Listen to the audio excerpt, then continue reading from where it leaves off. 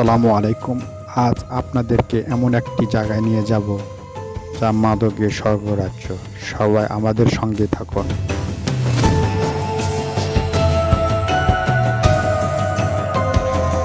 আমরা এসে পড়েছি এই সেই ভূত্রি জায়গা। এখানে মাদকের স্বর্গরাজ্য বিক্রি করা হয়।